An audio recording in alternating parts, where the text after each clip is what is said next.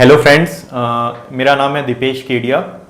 इस साल civil service examination में मेरी 221 रैंक आई थी with chemistry as an optional. इस वीडियो में मैं आपके साथ केमिस्ट्री के बारे में अलग अलग पहलू डिस्कस करना चाहूँगा। केमिस्ट्री मेरे हिसाब से काफ़ी तरीके से आप लोगों को एडवांटेजेस प्रोवाइड करता है। पहला, केमिस्ट्री का इट्स एन ईजी सब्जेक्ट, मेरा ऐसा मानना है एज़ कम्पेयर टू मैथमेटिक्स या फिर फिज़िक्स। केमिस्ट्री में अगर आप लोगों का 11th-12th के टाइम केमिस्ट्री में ठीक ठाक इंटरेस्ट था तो आप भी समझेंगे कि इतने ज़्यादा टफ क्वेश्चंस नहीं बनते हैं।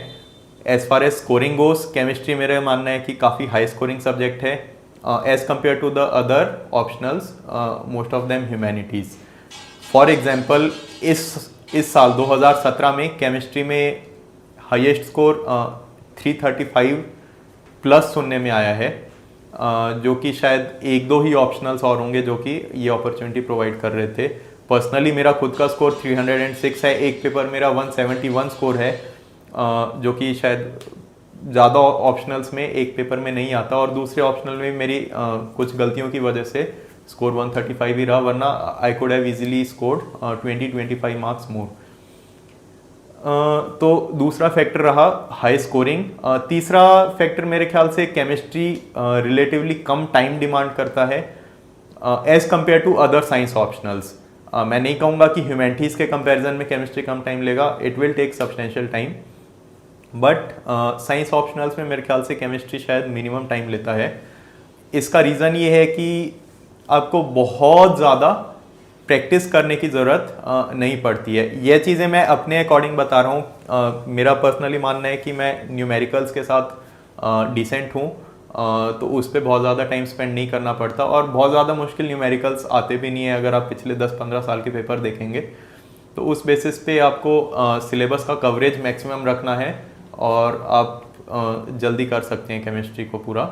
और चौथा एक बहुत बड़ा फैक्टर जो कि इन जनरल साइंस के साथ एप्लीकेबल है कि अगर आपने एक बार सिलेबस पूरा कर लिया, उसके शॉर्ट नोट्स बना लिए, तो मेरे ख्याल से उसे आप ज़रूरत पड़ने पे एक महीने में भी पूरा कंप्लीट कर सकते हैं, एंड पिछले साल जितना स्कोर तो मिनिमम स्कोर कर ही सकते हैं, एंड चांसेस है कि स्कोर बढ़ेगा बिकॉज ऑब्जेक्टिव एग्जामिनेशन होता है, तो सही करने पे पूरे पूरे मार्क्स मिलते हैं, और कॉन्सेप्ट जितनी बार आप रिवाइज करते हैं उतना अच्छे से दिमाग में जाते हैं as compare to let us से कोई ह्यूमैनिटीज़ सब्जेक्ट जहाँ पर आपका आंसर राइटिंग स्टाइल बहुत ज़्यादा मैटर कर जाता है। तो इन कारणों की वजह से मैंने chemistry as an optional select किया था। अब इसके बाद मैं अपना केमिस्ट्री का स्कोर अलग अलग एग्जामिनेशन में बताना चाहूँगा, और यह दिखाना चाहूँगा कि केमिस्ट्री वाकई में पे ऑफ करता है। 2015 में मैंने फरवरी में प्रिपरेशन स्टार्ट की थी, दिसंबर में फाइनल एग्जामिनेशन था, मेरे को प्रीलिम्स के लिए भी प्रिपरेशन करनी थी, और केमिस्ट्री की प्रिपरेशन में अराउंड 4 से 5 महीने लगे थे, लेकिन ठीक ठाक टाइम देकर अराउंड कोचिंग के दौरान 4 coaching classes plus 2 to 3 hours daily, and after the coaching coverage of the entire syllabus, जो कि शायद दिन में 5 से 6 घंटे लेता था डेली का। इतना करके मेरे को ठीक मोर देन डिसेंट स्कोर आ गया था केमिस्ट्री में। अल्टीमेटली 15 और 16 दोनों में इंटरव्यू कॉल आया था, एंड 17 में भी जैसा मैं कह रहा था कि एक पेपर में मेरा 171 स्कोर आया था, ओवरऑल 306 स्कोर आया था, जिसकी वजह से मेरा अच्छा रैंक आ सका। तो केमिस्ट्री मैं कह सकता हूँ कि मेरे लिए सेवियर रहा है, एंड शायद मेरी खुद की मिस्टेक्स की वजह से मैं अपना स्कोर और ज़्यादा इम्प्रूव नहीं कर सका। तो केमिस्ट्री डेफिनेटली एक काफ़ी अच्छा ऑप्शन है, वर्थ कंसिडरिंग। अब इसके बाद मैं डिस्कशन करना चाहूँगा कि प्रिपरेशन करनी कैसे है केमिस्ट्री की, एंड वो कितना टाइम ले सकता है। मैंने केमिस्ट्री की कोचिंग ली थी, डायस एक इंस्टीट्यूट है जिया सराय में as well as old Rajendra Nagar में, वहाँ से मैंने कोचिंग ली थी। शायद बहुत ज़्यादा सोर्सेस अभी अवेलेबल नहीं भी हैं। डायस पे मेरे को काफ़ी डिसेंट गाइडेंस मिली थी रिगार्डिंग द ऑप्शनल। सर ने most of the topics syllabus के कवर कर लिए थे। जो टॉपिक्स नहीं कवर हुए थे वो आपको खुद से प्रिपेयर करने पड़ेंगे।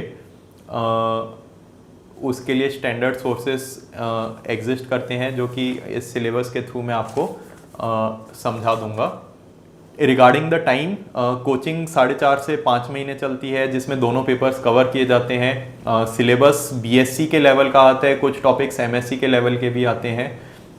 तो उसे आप पूरा प्रिपेयर नहीं करेंगे मेरे हिसाब से, क्योंकि काफ़ी बेसिक से स्टार्ट होता है बीएससी का सिलेबस। कोचिंग में ये चीज़ें आपको थोड़ा यूपीएससी के लेवल पे मिल जाती हैं, तो ये एक बेनिफिट होता है। 4 से 5 महीने में अगर आप सिलेबस कवर कर पा रहे हैं बीएससी लेवल का तो इट्स अ गुड थिंग। उसके अलावा सेल्फ स्टडी में मैं apart from the coaching classes जो कि 2.5 से 3 घंटे चलती थी, 3 से 4 घंटे या 2 से 3 घंटे वेरी करता था, टाइम देता था मैं। और फिर टेस्ट सीरीज़ मैंने केमिस्ट्री की ज्वाइन की थी और टेस्ट सीरीज़ के अकॉर्डिंग मैं अपना सिलेबस प्रिपेयर कर लेता था, जिससे मेरा एग्ज़ाम के 1 महीने पहले तक फाइनल सिलेबस प्रिपेयर हो गया था। यह बात रही फर्स्ट अटैम्प्ट के लिए। उसके बाद सेकंड अटैम्प्ट में, फर्स्ट अटैम्प्ट में आप साथ के साथ मैं सजेस्ट करूँगा by the end of the exam short notes बना लें। एटलीस्ट उन टॉपिक्स के तो बना ही लें जहाँ पर आपको थोड़ी दिक्कत हो रही है, बट मैं सजेस्ट करूँगा ओवरऑल शॉर्ट नोट्स बना कर रखें तो फ़ायदा होगा, एंड में रिवीजन में हेल्प होता है। और फिर अगले अटैम्प्ट्स के लिए सेकंड या थर्ड अटैम्प्ट अगर आप वापस दे रहे हैं केमिस्ट्री तो बहुत ज़्यादा चीज़ें नहीं करने को बचती नहीं है। आप प्रॉब्ली जो पीछे के छूटे हुए सोर्सेस हैं उनको कवर करने के लिए अपने सोर्सेस को एक्सपेंड कर सकते हैं। और उसके अलावा आपने चीज़ें प्रिपेयर कर ही रखी हैं तो चांसेस हैं आपका स्कोर बढ़ेगा ही बढ़ेगा, अनलेस आप कोई ब्लंडर करते हैं। और ये रहा टाइम एलोकेशन के रिगार्डिंग। केमिस्ट्री में एक चीज़ का ध्यान रखना पड़ता है कि सिलेबस थोड़ा सा ज़्यादा हो जाता है। जैसा मैंने कहा, कवरेज काफ़ी ज़्यादा मैटर करता है, तो आपको शॉर्ट नोट्स काफ़ी हेल्प करेंगे। और एग्जामिनेशन के पिछले दिन आपको ज़्यादा टाइम नहीं मिलता, 1-1.25 दिन में आपको सारे के सारे टॉपिक्स कवर करने होते हैं। तो कोशिश कीजिएगा कि अपना रिवीजन का शेड्यूल इस तरीके से रखें, प्रॉब्ली एग्ज़ाम के हफ्ता या 10 दिन पहले तक एक बार केमिस्ट्री रिवाइज कर लें। वैसे 2018 एग्जामिनेशन में 1 वीक का टाइम है ऑप्शनल के लिए, तो शायद उससे काफ़ी हेल्प होगी। तो ये थी टाइम एलोकेशन की बात। अब मैं डिस्कशन करना चाहूँगा कि किस तरीके से आप केमिस्ट्री को अप्रोच कर सकते हैं अलग अलग टॉपिक्स को लेकर। और मेरा फोकस थोड़ा कोचिंग वाले स्टूडेंट्स की तरफ ज़्यादा रहेगा, बिकॉज़ मैंने पर्सनली कोचिंग ली है। हालांकि मैं आपको साथ के साथ कॉम्प्रिहेंसिव एक्स्ट्रा सोर्सेज जो कि शायद नॉन कोचिंग स्टूडेंट्स के लिए भी सेम ही रहेंगे वो भी बताने की कोशिश करूँगा। सबसे पहला टॉपिक एटॉमिक स्ट्रक्चर है। Atomic structure relatively easy topic है, 11th-12th में हम सब ने पढ़ रखा होता है। इसमें थोड़ी सी नई डायमेंशंस ऐड होती हैं, जैसे कि श्रोडिंगर वेव इक्वेशन के बारे में, बट बेसिक कॉन्सेप्ट्स हैं, इसमें ज़्यादा ट्वीकिंग का स्कोप है नहीं। मेरा सजेशन रहेगा कि आप पूरी शर्मा पठानिया एक बुक आती है, काफ़ी कॉम्प्रिहेंसिव सी फिजिकल केमिस्ट्री की बुक है, उसे रेफ़र करके ये टॉपिक कवर कर सकते हैं, एटॉमिक स्ट्रक्चर के टॉपिक्स। इसमें एक बहुत इंपॉर्टेंट चीज़ है, पिछले साल के पेपर्स ज़रूर देखिएगा, उसमें काफ़ी हद तक रेंज ऑफ क्वेश्चंस कवर की जा चुकी है मेरे हिसाब से।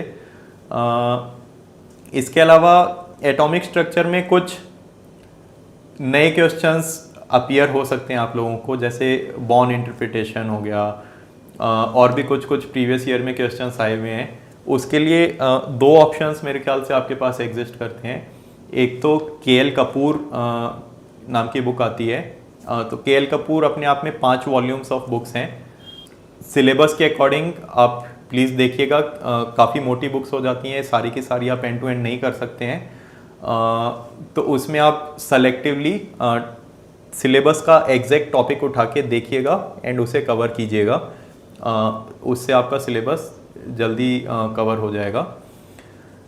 इसमें एक सोर्स मेरे ख्याल से अभिजीत सर के नोट्स भी हैं, उन्होंने शॉर्ट नोट्स बना रखे हैं, उसमें डायरेक्टली आप वो शॉर्ट नोट्स की समरी देखेंगे तो शायद ज़्यादा फ़ायदा होगा, टाइम कम लगेगा आपका। उन्होंने ब्रॉड कॉन्टूर्स जो भी इस टॉपिक से बनते हैं वो एक जगह लिख रखे हैं। सेकेंडली केमिकल बॉन्डिंग का चैप्टर आता है। ये मेरे ख्याल से पूरे केमिस्ट्री सिलेबस का सबसे इम्पॉर्टेंट चैप्टर है, because essentially chemistry is the study of formation and breaking of bonds. तो ये चैप्टर आप मेरा सजेशन है पीएसपी और केएल कपूर से काफ़ी अच्छे से पढ़ें। अगेन सिलेबस की टर्म्स को काफ़ी अच्छे से स्टिक करके पढ़ें, बिकॉज इसके बियॉन्ड जाएंगे तो it's bound to create problems. ये अपने आप में बहुत ज़्यादा बड़ा टॉपिक है, इसमें काफ़ी हायर लेवल ऑफ मैथमेटिक्स भी आ जाती है जो कि यूपीएससी कभी भी नहीं पूछता। स्टैंडर्ड क्वेश्चंस आती हैं यूपीएससी में, उन चीज़ों को आप सिलेबस से स्टिक करके ही देखिएगा। इसमें साथ के साथ मैं उन बच्चों के लिए जो ऑलरेडी केमिस्ट्री उठा चुके हैं और प्रॉब्लम्स फेस कर रहे हैं, तो वो शायद मैं भी समझ पा रहा हूँ, तो उन प्रॉब्लम्स के बारे में मैं डिस्कस करना चाहूँगा। ये चीज़ें उनके लिए हैं जो केमिस्ट्री एक बार प्रिपेयर कर चुके हैं या फिर प्रॉब्लम फेस कर रहे हैं। केमिकल बॉन्डिंग चैप्टर में 2-3 पर्टिकुलर टॉपिक्स हैं जहाँ पर प्रॉब्लम आता है। एक है मॉलिक्यूलर ऑर्बिटल थ्योरी और एक है वैलेंस बॉन्ड थ्योरी, इसके मैथमेटिकल एस्पेक्ट्स पे।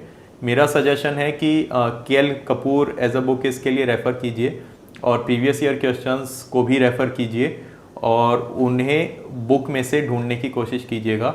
इससे काफ़ी हद तक आपका मैथमेटिकल एस्पेक्ट भी कवर हो जाएगा। बाकी कोई सा भी टॉपिक छोड़ना नहीं है। इसमें एक साइनाइड का और कार्बन मोनोक्साइड का एमओटी डायग्राम ये अक्सर पूछा जाता है एंड इसमें लोगों को काफ़ी कन्फ्यूजन होता है। मेरा सजेशन है कि कोई सा भी एक सोर्स आप रेफ़र कर सकते हैं, या तो केएल कपूर रेफ़र कर लीजिए या फिर एक हुई नाम की बुक आती है उसमें भी आप रेफ़र कर सकते हैं। हुई एनीवेज आप इनऑर्गेनिक केमिस्ट्री के लिए ख़रीदने ही वाले हैं, तो इस तरीके से आप टॉपिक वाइज चीज़ें प्रिपेयर कर सकते हैं। तीसरा चैप्टर आता है सॉलिड स्टेट। सॉलिड स्टेट शायद पूरे सिलेबस का सबसे इजी चैप्टर है, इसमें ज़्यादा कुछ है नहीं। केएल कपूर मेरे ख्याल से काफ़ी अच्छा सोर्स होएगा और एनसीईआरटी भी इसके लिए ज़रूर, इनफैक्ट एनसीईआरटी आपको सारे चैप्टर्स के लिए करनी है काफ़ी अच्छे से। पहले 3 चैप्टर्स के लिए काफ़ी ज़्यादा इंपॉर्टेंट हो जाती है एंड सॉलिड स्टेट के लिए सबसे ज़्यादा इंपॉर्टेंट होती है। ये ज़रूर रेफ़र करना है एंड केएल कपूर में आप सिलेबस के टर्म्स उठा के प्रिपेयर कर सकते हैं, तो ये आपका सॉलिड स्टेट कवर हो जाएगा।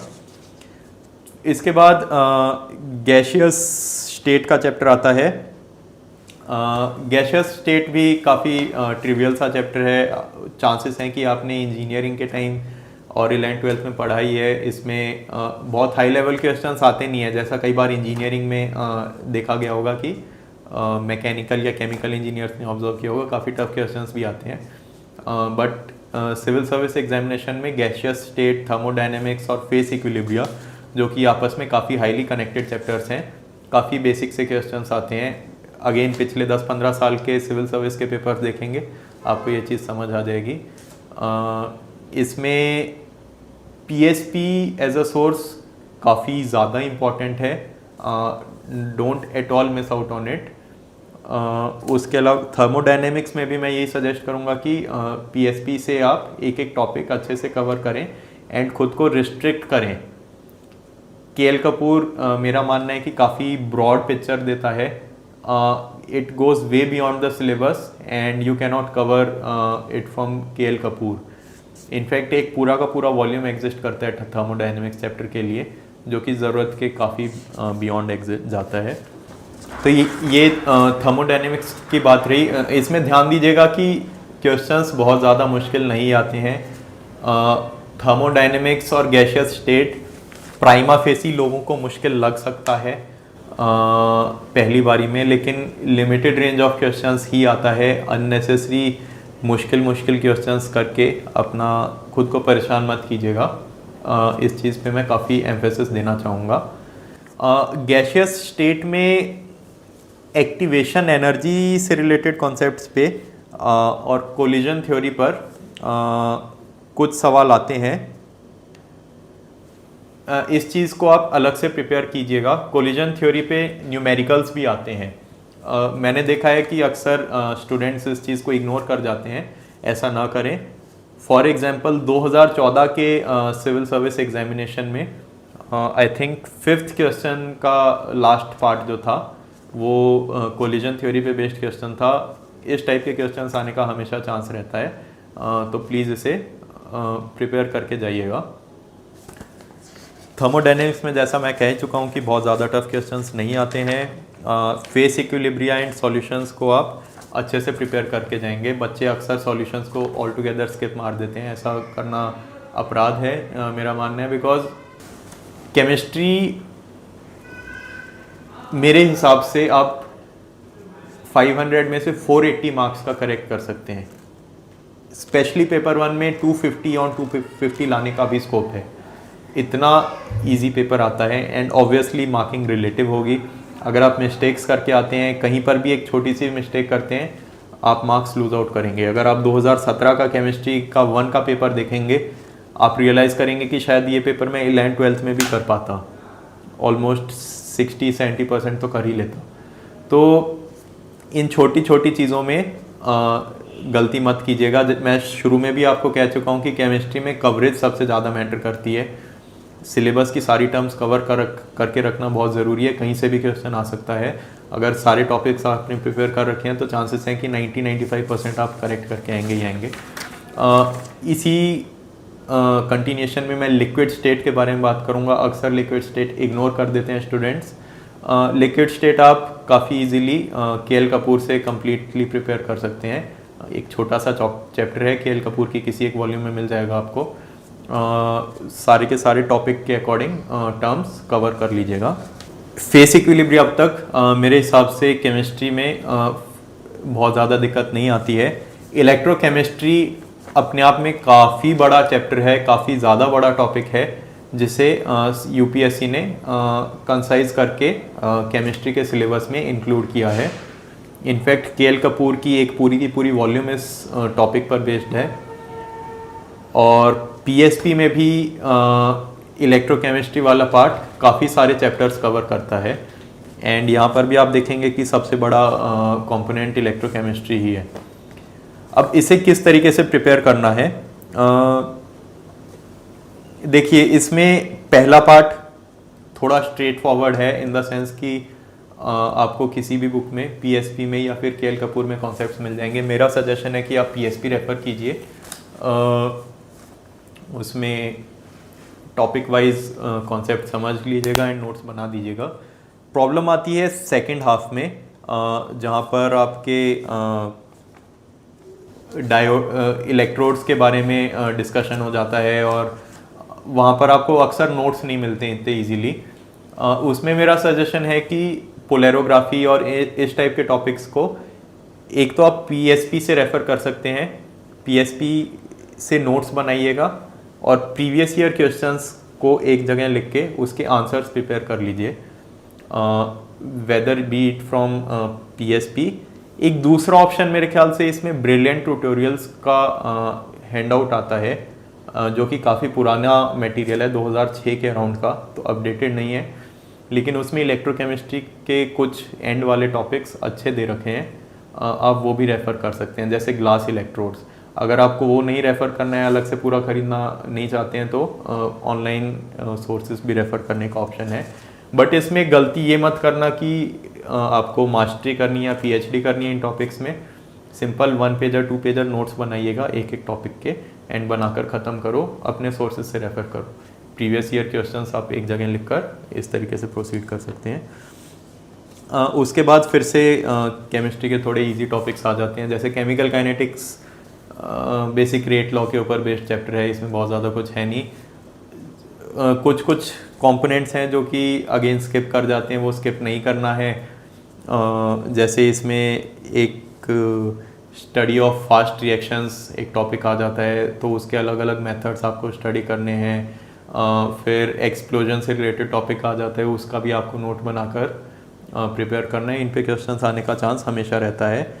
पॉइंट ये है कि कोई सा भी टॉपिक छोड़ना नहीं है।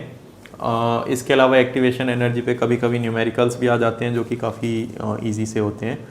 फोटोकेमिस्ट्री अगेन काफ़ी सिंपल सा टॉपिक है, ये शायद हमने 11th-12th में कभी नहीं पढ़ रखा होता, तो पहली बार इसे काउंटर करते हैं। बट ये काफ़ी हद तक केमिकल काइनेटिक्स वाले चैप्टर पे ही बेस्ड होता है, तो इसमें ज़्यादा दिक्कत आती नहीं है। इसमें एक चीज़ कीजिएगा कि ग्रॉथस-ड्रेपर लॉ और आइंस्टाइन्स लॉ, इनको पढ़ के जाइएगा। ये सिलेबस में एक्सप्लिसिटली मेंशन नहीं है, लेकिन क्वेश्चंस आ जाते हैं। फोटोकेमिस्ट्री का चैप्टर आपका केमिस्ट्री 2 के टॉपिक से भी काफ़ी डायरेक्टली लिंक्ड है। केमिस्ट्री में भी फोटोकेमिकल रिएक्शंस एक टॉपिक आता है, तो ये समझ लेंगे, जैबलॉन्स्की डायग्राम को अच्छे समझ लेंगे तो मोर और लेस चैप्टर ख़त्म हो जाता है। उसके बाद हम आते हैं सरफेस कैटालिसिस पे। इसमें आपको बीईटी की डेरिवेशन करनी है, इनफैक्ट सारी की सारी रिएक्शंस की डेरिवेशंस करनी है। एज अ सोर्स आप पीएसपी और केएल कपूर दोनों रेफर करें, मेरा सजेशन है। पीएसपी में कंसाइज दे रखी हैं चीज़ें, और जहाँ जहाँ पीएसपी समझ नहीं आ रहा वहाँ पर केएल कपूर में आप कवर कर सकते हैं। और जैसा मैंने आपको सबसे शुरुआत में कहा था कि कवरेज इंपॉर्टेंट है। विद इन अ टॉपिक कुछ छोटे छोटे क्वेश्चंस बन जाते हैं जो कि डायरेक्टली कभी कभी पूछ लिए जाते हैं। आप प्रीवियस ईयर क्वेश्चंस में भी ये चीज़ें ऑब्जर्व करेंगे, तो इस वजह से केएल कपूर मेरे ख्याल से एक अच्छा रेफरेंस सोर्स है इसके लिए। That is regarding the physical part of paper 1। अब हम इनऑर्गेनिक केमिस्ट्री पर आते हैं। इनऑर्गेनिक केमिस्ट्री की इम्पोर्टेंस पिछले 4-5 सालों में काफ़ी ड्रास्टिकली बढ़ गई है। आपके 250 मार्क्स का अटेम्प्ट करना होता है, जो कि 400 मार्क्स के पेपर के थ्रू होता है। 15 to 8 क्वेश्चंस आते हैं, 400 मार्क्स, जिसमें से आप 5 क्वेश्चंस अटेम्प्ट करते हैं। तो उन 400 में से मैं ऑब्जर्व कर रहा हूँ कि पिछले 3-4 साल से अराउंड 100 से 150 मार्क्स का इनऑर्गेनिक केमिस्ट्री से आ रहा है। तो आप इसे बिल्कुल भी इग्नोर नहीं कर सकते। नॉर्मली टेंडेंसी रहती थी कि 11th-12th में स्टूडेंट्स इग्नोर करके चले जाते थे, बिकॉज इसमें ऐसा परसेप्शन है कि काफ़ी कुछ रटना पड़ता है, जो कि कुछ हद तक सच भी है एंड कुछ हद तक गलतफहमी भी है। तो इसके बारे में अगर टॉपिक बाय टॉपिक डिस्कस करें, बायो इनऑर्गेनिक केमिस्ट्री मेरे हिसाब से ब्रिलियंट ट्यूटोरियल्स के मटेरियल को रेफर करेंगे तो काफ़ी कन्वीनियंस रहेगा। और हुई भी आपको रेफर करना कंपलसरी है। इनफैक्ट पूरा का पूरा inorganic chemistry has to be done with the help of हुई। उससे डायरेक्टली छोटे छोटे बड़े बड़े क्वेश्चंस उठ के आपके फाइनल एग्जाम में आते हैं। दूसरा टॉपिक आता है कोऑर्डिनेशन कंपाउंड्स, जो कि अपने आप में काफ़ी बड़ा टॉपिक है। 4 सब कंपोनेंट्स हैं इसके, और ये पूरा का पूरा A to Z end to end आपको हुई में मिलेगा। द ओनली थिंग इज़ कि आपको इस ऑर्डर में नहीं मिलेगा। उसके लिए आप थोड़ा सा स्मार्ट वर्क दिखाएं तो इंडेक्स में लिख सकते हैं कि ये टॉपिक कहाँ पर लिखा हुआ है, और अपने प्लीज़ नोट्स बनाइएगा एक एक सब टॉपिक के, ताकि आगे आपको दिक्कत ना हो। हुई जितनी बार रेफर करेंगे उतना आपको कंसेप्चुअल क्लैरिटी आएगी। काफ़ी कंसेप्ट बेस्ड टॉपिक्स हैं, और क्वेश्चंस भी नॉर्मली कंसेप्चुअली पूछे जाते हैं इन चारों में। मेरा काफ़ी स्ट्रॉन्ग रिकमेंडेशन है कि कोई सा छोटा टॉपिक भी इसमें स्किप ना करें, बिकॉज कंपलसरी क्वेश्चन में कोई सा भी क्वेश्चन आ सकता है।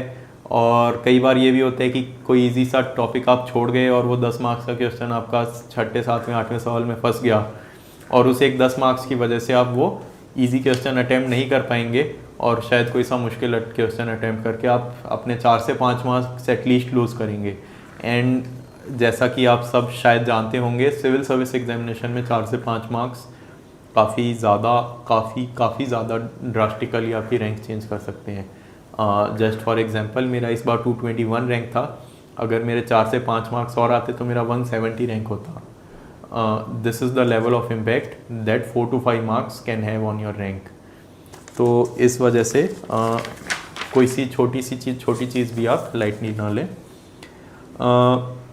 उसके बाद में मेन ग्रुप केमिस्ट्री के लिए आप NCERT रेफ़र कीजिएगा 11th-12th की, ही रेफ़र कीजिएगा। मोर और लेस उसी से सवाल बन जाएंगे आपके। और आखिरी टॉपिक आपका F ब्लॉक एलिमेंट्स है, जो कि अगेन आपको हुई के थ्रू ही करना है। इसमें जो इम्पोर्टेंट चीज़ इनऑर्गेनिक केमिस्ट्री में आती है कि जैसा पहले भी कहा था, बच्चे टॉपिक्स स्किप कर जाते हैं, छोटे टॉपिक्स। उसका रीज़न है कि बच्चे नोट्स नहीं बनाते हैं, एंड फिर वो कन्फ्यूजन क्रिएट करने लग जाते हैं एंड काफ़ी बल्कि सा लगने लगता है। तो तो इसलिए मेरा वो काफ़ी स्ट्रॉन्ग रिकमेंडेशन है कि टॉपिक वाइज नोट्स बनाएं, जिससे चीज़ें काफ़ी स्ट्रीमलाइन हो जाएंगी। मेरे एक सीनियर फ्रेंड ने भी ये अप्रोच फॉलो की थी। उन्होंने कोचिंग नहीं ली थी and despite that he probably scored the highest marks in chemistry. तो कोचिंग लेना मैंडेटरी तो नहीं है डेफिनेटली। कोचिंग से बस ये बेनिफिट होता है कि चीज़ें थोड़ी सी स्ट्रीमलाइन हो जाती हैं और क्लास में आप पढ़ लेते हो। तो उन फैक्टर्स को कंपेंसेट करने के लिए मेरा सजेशन ये है कि you work just like you would study in coaching. तो आप एक अपना टाइम टेबल बनाइएगा, टॉपिक वाइज चीज़ें प्रिपेयर कीजिएगा, उनके नोट्स बनाइएगा और उनको रिवाइज करते जाइएगा। इसमें थोड़ी सी प्लानिंग इन्वॉल्व होगी। अगर आप चाह रहे हैं कि मैं 15 दिन में 20 दिन में चीज़ें कवर कर लूँ, या आप इम्पेशेंट होकर चीज़ें कवर करेंगे, तो मेरे ख्याल से आप लॉस पर रहेंगे। तो द पॉइंट इज़ कि try to replicate the benefits that you have in coaching into your plan without taking the coaching. और मेरे ख्याल से 4 से 5 महीने मोर देन सफिशेंट हैं पूरे केमिस्ट्री को प्रिपेयर करने के लिए। तो ये रहा केमिस्ट्री 1 का ओवरऑल ओवरव्यू मेरा। अब मैं केमिस्ट्री 2 के बारे में बात करना चाहूँगा। हाँ, जस्ट एक और चीज़, केमिस्ट्री 1 में मैं पहले भी कह चुका हूँ, फिर से रिपीट करूँगा कि आप 250 में से 250 मार्क्स का मेरे ख्याल से करेक्ट कर सकते हैं। दूसरा एस्पेक्ट आता है कि स्कोर में वेरिएशन क्यों आया केमिस्ट्री 1 में। मेरा मानना है कि वेरिएशन इस वजह से आता है, स्टूडेंट्स डायरेक्टली आंसर्स पे जंप कर जाते हैं। एक तो कोशिश कीजिए कि थोड़ा सा थ्योरी प्रेजेंट कीजिएगा चीज़ों की, अगर डायग्राम या ग्राफ एग्जिस्ट करता है तो वो बनाइएगा। और दूसरा एक्यूरेसी पे कोशिश करो न्यूमेरिकल अटेम्प्ट करने की, लेकिन साथ के साथ उसे सही भी करना ज़रूरी है। अगर न्यूमेरिकल गलत करेंगे तो 10 में से 0 मिलने का चांस है, सही करने पे 7 से 8 मार्क्स मिल सकते हैं। स्कोर काफ़ी सब्सटेंशली आता है एक पेपर 1 में। 2017 में हालांकि थोड़ा सा ज़्यादा इजी पेपर आ गया था, जिस वजह से मेरे को लगता है कि थोड़ी नॉर्मलाइजेशन में स्कोर कम रह गया ओवरऑल। बट 16 में मेरे ख्याल से 165 के ऊपर स्कोर रहा था, मेरा खुद का भी 150 प्लस स्कोर आया था। तो ये है, केमिस्ट्री 1 काफ़ी कंसेप्चुअल पेपर है।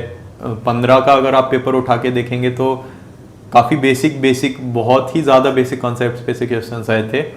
तो इन चीज़ों के लिए आप थोड़ा सा प्रिपेयर रहिए। पैटर्न अक्सर वेरी करता है यूपीएससी। केमिस्ट्री 2 के बारे में बात करें, केमिस्ट्री 2 पूरा का पूरा ऑर्गेनिक केमिस्ट्री है।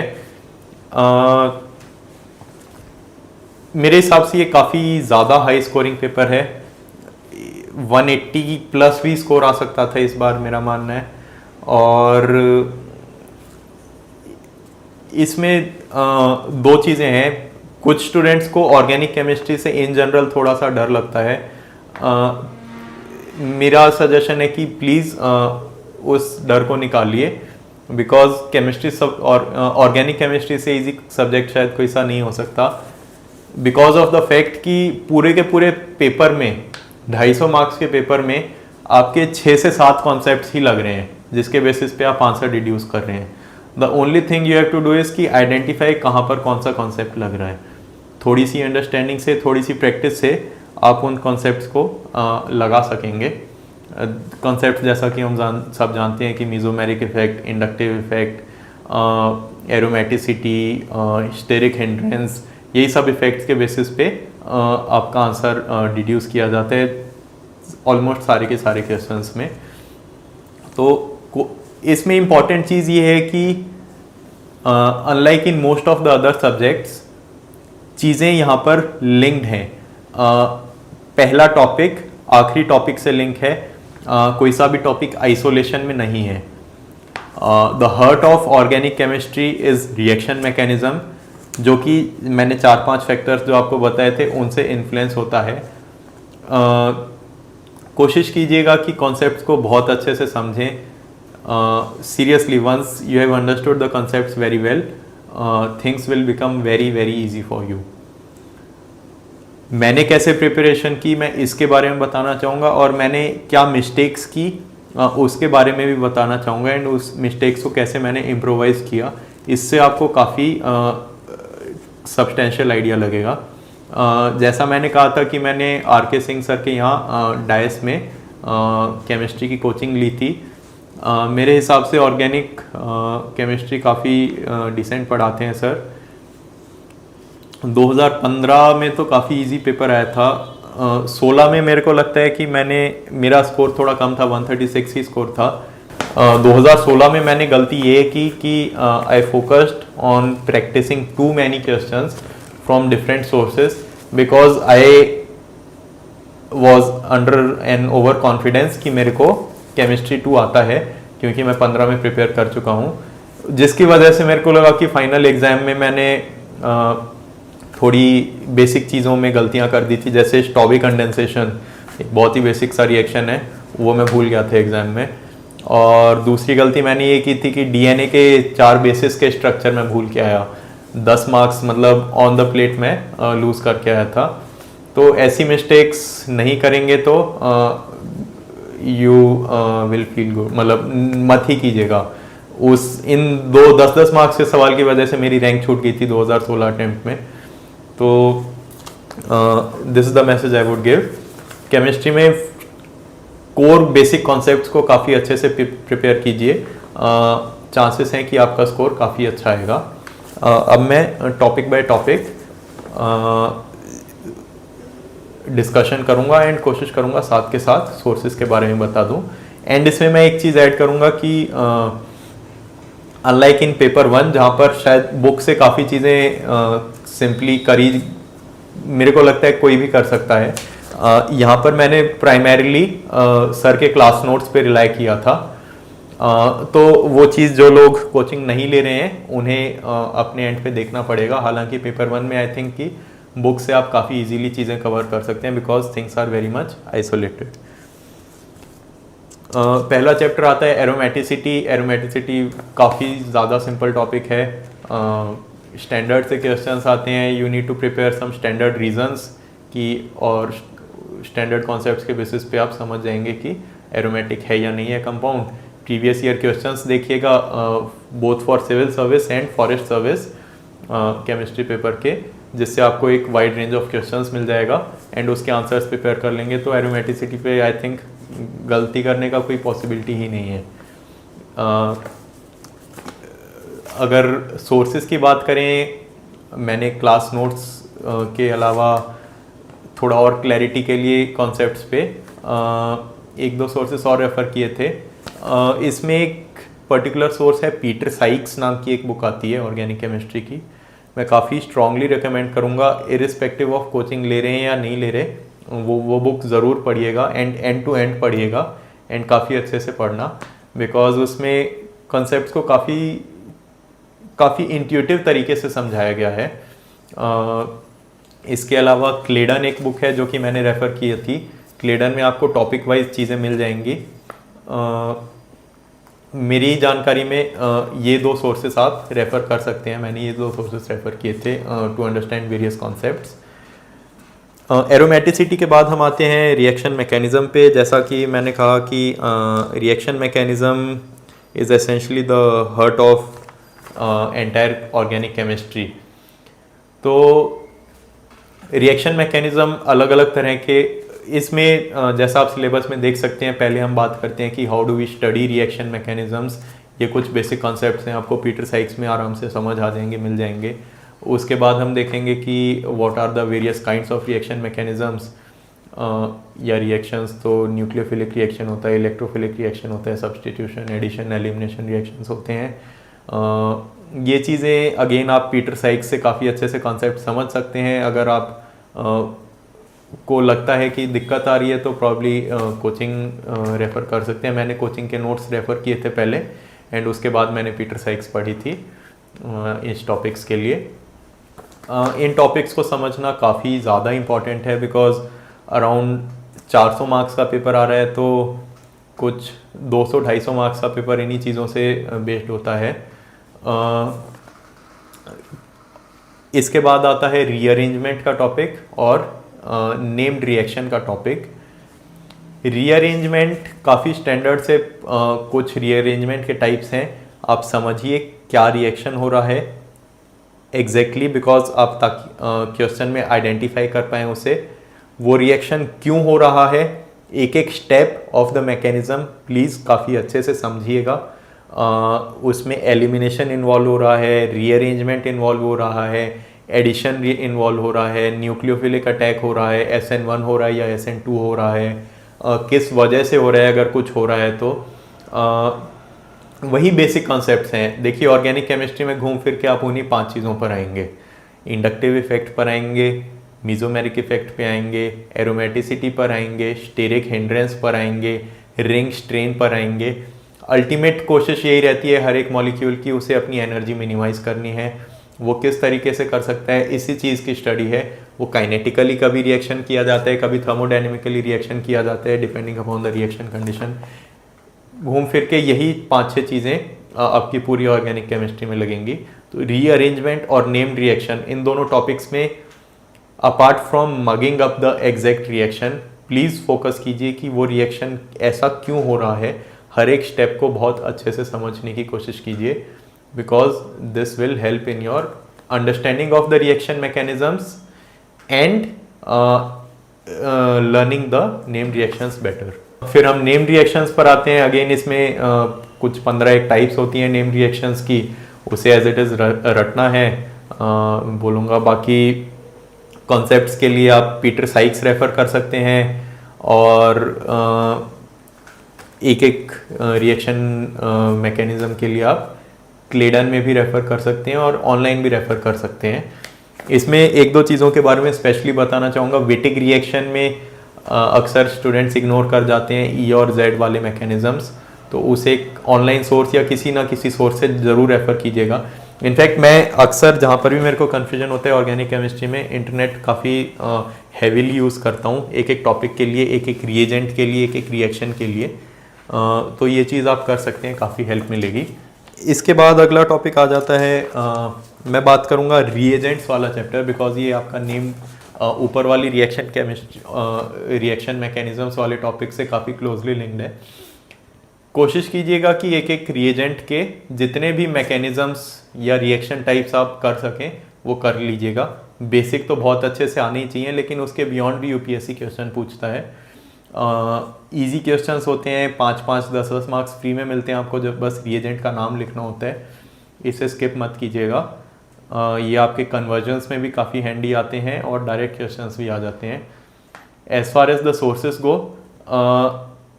मैंने ब्रिलियंट ट्यूटोरियल्स का 9th 10th वाला मॉड्यूल इसके लिए रेफ़र किया था। उसमें एक एक रिएजेंट काफ़ी अच्छे से कॉम्प्रिहेंसिवली कवर्ड है।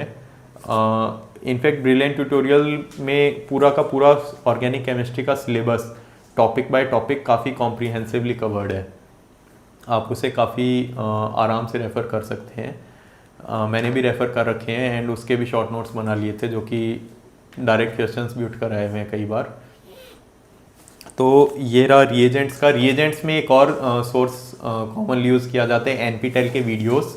इनफैक्ट वो भी पूरे ऑर्गेनिक केमिस्ट्री के लिए यूज़ किए जाते हैं। द पॉइंट इज़ कि ऑर्गेनिक केमिस्ट्री काफ़ी स्टैंडर्ड सी सब्जेक्ट है, काफ़ी सोर्सेस अवेलेबल हैं। आपको क्या करना है, आपको एक एक टॉपिक को समझ के उस पर नोट्स बनाने हैं। अगर आप कोचिंग ले रहे हैं तो you have the handmade notes ready with you. अगर आप कोचिंग नहीं ले रहे हैं तो भी आप टॉपिक वाइज एक एक टॉपिक का, एक एक सब टॉपिक का नोट बनाएं। आप जो भी सोर्स रेफ़र कर रहे हैं उस पर स्टिक कीजिए, और अगर उस सोर्स से आपको फुलफिलमेंट नहीं हो रहा है तो आप कोई सा ऑल्टरनेट सोर्स रेफ़र कर सकते हैं। एंड इसके अलावा डेफिनेटली अपने स्टडीज़ को पीटर साइक्स के साथ सप्लीमेंट कीजिएगा। ये जो अभी तक मैंने आपको टॉपिक्स बताए, तो एग्ज़ाम अगर आप सबको पता हो 2 पार्ट में आता है, section A and section B. दोनों में 4-4 क्वेश्चंस होते हैं। एक सेक्शन से 3 सवाल अटैम्प्ट करने होते हैं, एक से 2 सवाल अटैम्प्ट करने होते हैं। ये वाले टॉपिक्स सेक्शन ए में आते हैं, तो ऑलमोस्ट 200 मार्क्स जो हैं सेक्शन ए के, वो पूरे इन टॉपिक्स से ही कवर्ड होते हैं। मेरा पर्सनल सजेशन है कि रिएक्शन मैकेनिज्म को काफ़ी अच्छे से पढ़ें। This is the heart of organic chemistry.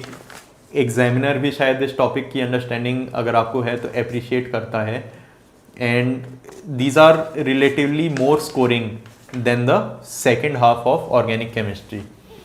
मेरा पर्सनल सजेशन है कि 4 में से 3 टॉपिक्स अगर कर सकें तो मतलब 3 क्वेश्चंस आप सेक्शन ए से कीजिए। इसमें रिस्क क्या है वो भी बता देता हूँ। ऑर्गेनिक केमिस्ट्री में अक्सर कहता हूँ प्रीलिम्स के पेपर की तरह है। इसमें आपको हमेशा लगेगा कि ये मुझे आता है, 4 ही ऑप्शन होते हैं प्रीलिम्स के पेपर में। वैसे ही ऑर्गेनिक केमिस्ट्री में भी कहीं ना कुछ रिएक्शन तो आप कर ही देंगे एंड आपको लगेगा आपने सही किया है, एंड यहीं पर गलती होती है। पेपर देकर निकल के सबको लगता है कि हाँ मेरे को पूरा आता था, हाँ मैंने पूरा किया, लेकिन उसमें एक्यूरेसी में काफ़ी ज़्यादा डिफरेंस आ जाता है। वो एक्यूरेसी कैसे वेरी करती है? वो वेरी करती है आपने बेसिक कॉन्सेप्ट्स कितने अच्छे से समझे हैं, उसे कितना अच्छे से अप्लाई कर पा रहे हैं। अल्टीमेटली कुछ ना कुछ तो लिख के आएंगे ही। तो इस वजह से कह रहा था कि थोड़ा सा रिस्क है कि एक्यूरेसी आपकी कम रह सकती है और सेक्शन ए में लेकिन अगर आप अटेम्प्ट करते हैं और सही करते हैं तो आपको डेफिनेटली काफ़ी ज़्यादा मार्क्स मिलेंगे। 80% से भी ऊपर तक स्कोर मिल सकता है। मैंने भी इस बार 4 में से 3 सवाल सेक्शन ए से किए थे एंड उसके रिटर्न्स मिले मेरे को। लास्ट ईयर मैंने सेक्शन बी से 3 सवाल किए थे जिससे मैं पिनलाइज भी हुआ था शायद। सेक्शन बी के टॉपिक्स के बारे में बात करें तो पेरिसाइक्लिक रिएक्शंस और फोटोकेमिस्ट्री 2 चैप्टर्स हैं। ये मेरा मानना है कि काफ़ी लिमिटेड रेंज है इस टॉपिक में, स्पेशली पेरिसाइक्लिक में काफ़ी लिमिटेड टाइप्स ऑफ क्वेश्चंस आते हैं। इसके कोर कॉन्सेप्ट्स को आप क्लेडन बुक से रेफ़र कर सकते हैं और थोड़ा बहुत पीटर साइक्स में भी दे रखा है, उससे भी रेफ़र कर सकते हैं। और फोटोकेमिस्ट्री में भी आप वही चीज़ कीजिएगा, एक एक टॉपिक पे नोट्स बनाइएगा। फोटोकेमिस्ट्री में थोड़ा सा रिस्क ये है कि अक्सर या कई बार आपको समझ नहीं आता कि और क्या रिएक्शन हो सकती है। इसका बहुत ही सिंपल सा रीज़न ये है कि photochemistry works on the principle of free radicals. Free radical का भगवान भी मालिक नहीं है, वो कहीं पे भी किसी से भी रिएक्शन कर देते हैं। तो ये एक रिस्क एग्जिस्ट करता है फोटोकेमिस्ट्री के सवालों में भी कि आप हमेशा एग्जैक्ट प्रोडक्ट कई बार आइडेंटिफाई नहीं कर पाएंगे। लेकिन यूपीएससी भी ये चीज़ जानता है and most of the times वो बहुत ही वेग से क्वेश्चंस नहीं पूछता फोटोकेमिस्ट्री से रिलेटेड। इसमें सोर्सेज क्या रेफ़र कर सकते हैं प्रैक्टिस के लिए, बिकॉज इस टॉपिक में आई थिंक प्रैक्टिस के लिए चीज़ें रेफ़र करनी ज़रूरी हैं। जो स्टूडेंट सार के सर के यहाँ पर कोचिंग ले रहे हैं वो जानते होंगे कि एक 100 क्वेश्चंस का हैंडआउट मिलता है, वो रेफ़र कर सकते हैं। उसमें almost her possible type of question covered होता है। इसके अलावा मैंने खुद ने एक सोर्स और है वो रेफ़र नहीं किया है बट काफ़ी सुना है, जगदम्बा नाम से बुक आती है, शायद वो भी रेफ़र कर सकते हैं। लास्ट टॉपिक आपका आता है स्पेक्ट्रोस्कोपी। स्पेक्ट्रोस्कोपी में अलग अलग तरह की स्पेक्ट्रोस्कोपी होती हैं। सिविल सर्विस एग्जामिनेशन में इसके पीछे की टेक्निकल एस्पेक्ट्स नहीं पूछता है, functioning of the equipment etcetera के बारे में नहीं पूछता है स्पेक्ट्रोस्कोपी वाले टॉपिक में। अगर हम ब्रेक डाउन करें इसमें अलग अलग टाइप्स ऑफ स्पेक्ट्रोस्कोपी, तो एनएमआर में नॉर्मली एक सवाल या एक से ज़्यादा सवाल आते हैं। आपको स्ट्रक्चर बताना होता है या फिर नंबर ऑफ सिग्नल्स बताने होते हैं या फिर डायग्राम बनाना पड़ जाता है, जो कि रिलेटिवली इजी क्वेश्चन है। स्ट्रक्चर बनाने में प्रीवियस ईयर क्वेश्चंस रेफ़र कर सकते हैं आप, और वैल्यूज़ को जो बेसिक वैल्यूज़ को याद कीजिएगा। रेंज थोड़ी सी इंपॉर्टेंट है, एग्जैक्ट वैल्यूज़ कभी नहीं पूछता यूपीएससी। तो इस बेसिस पे करेंगे तो आपका एनएमआर वाले क्वेश्चंस इजीली अटेम्प्ट किए जा सकते हैं। यूवी स्पेक्ट्रा में स्टैंडर्ड क्वेश्चंस हैं, आप मेरा सजेशन है कि ब्रिलियंट ट्यूटोरियल का मटेरियल रेफ़र कीजिए, उसमें मोर और लेस रेंज ऑफ क्वेश्चंस दे रखा है। आईआर स्पेक्ट्रा काफ़ी इंपॉर्टेंट है, इसमें भी अगेन ब्रिलियंट ट्यूटोरियल मेरे ख्याल से एक अच्छा सोर्स है जिससे आपका काफ़ी डिसेंट कवरेज हो जाएगा।